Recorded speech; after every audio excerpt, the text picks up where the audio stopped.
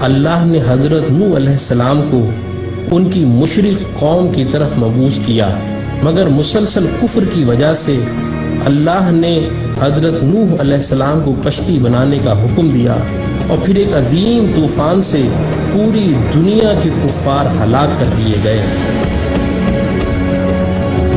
اور یہ کشتی کوہ جودی پر آ کر ٹک گئی تھی۔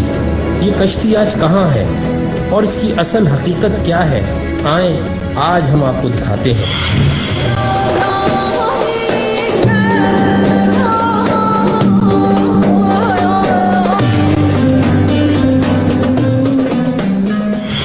آج سے کم و بیش 50 سال قبل جب ترکی کے ایک پہاڑ پر کچھ مہم جوؤں نے اس کشتی کو دریافت کر کے اس کی تصاویر اخبارات میں جاری کی، تو پوری دنیا میں یہودیوں، عیسائیوں اور نام نہاد روشن خیال دہریوں کے درمیان ایک بڑی بحث کا آغاز ہوا۔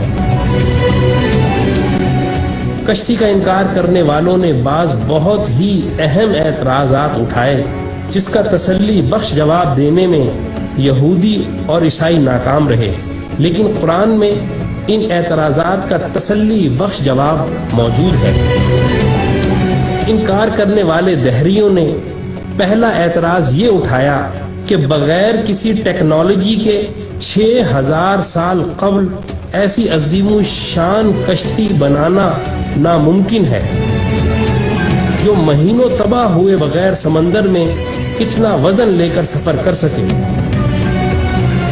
قرآن کی سورہ قمر میں اس کا جواب اس طرح دیا گیا ہے کہ اور ہم نے نوح کو ایک ایسی کشتی میں سوار کیا تھا جو تختوں اور کیلوں سے تیار کی گئی تھی۔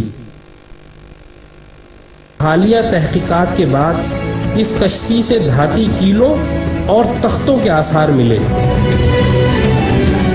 پھر ان انکار کرنے والوں نے دوسرا اعتراض یہ کیا کہ یہ کیسے ممکن ہے کہ 6000 سال قبل اتنی بڑی کشتی بنائی جائے جس میں دنیا جہان کے جانوروں کے جوڑے سوار ہوں۔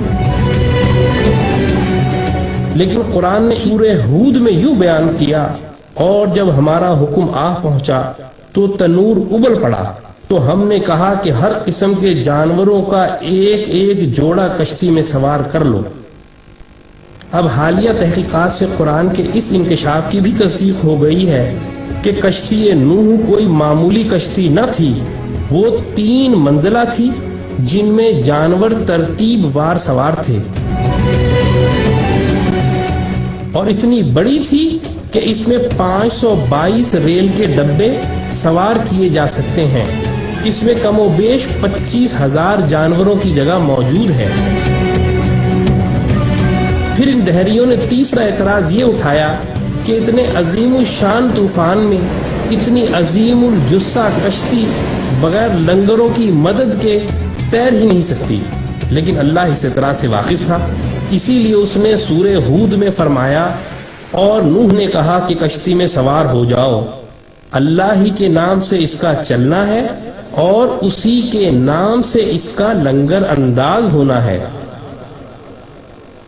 اور حیرت انگیز طور پر جس پہاڑ پر کشتی ٹھہری ہوئی ہے، اسی پہاڑ کے نیچے وادی میں بڑی بڑی چٹانوں پر مشتمل لنگر دریافت ہوئے ہیں۔ یہ کشتی نوح کے لنگر ہیں۔ اور سب سے بڑا اور اہم اعتراض یہ اٹھایا جاتا ہے کہ کسی لکڑی کی کشتی کا 6000 سال تک کسی پہاڑ کی چوٹی پر باقی رہنا ناممکن ہے۔ اس اعتراض کا جواب بھی سورہ قمر میں یہ کہہ کر دیا ہے کہ اور ہم نے اس کشتی کو آنے والوں کے لیے اپنی نشانی بنا کر چھوڑا ہے۔ اور حالیہ تحقیقات سے یہ حیرت انگیز بات سامنے آئی ہے کہ اس پورے پہاڑی سلسلے میں برف اسی چوٹی پر ہے جہاں یہ اسی برف کی وجہ سے محفوظ رہی۔ قرآن کا انکار کرنے والوں، اب بتاؤ ان عظیم آیات کے بعد اب کون سا اعتراض رہ گیا ہے جس کی بنا پر آپ قرآن کو اللہ کا کلام ماننے کے انکاری ہو؟ ہم آپ کو دعوت دیتے ہیں کہ تعصب کی اینک کو اتار کر اسلام میں داخل ہو جاؤ۔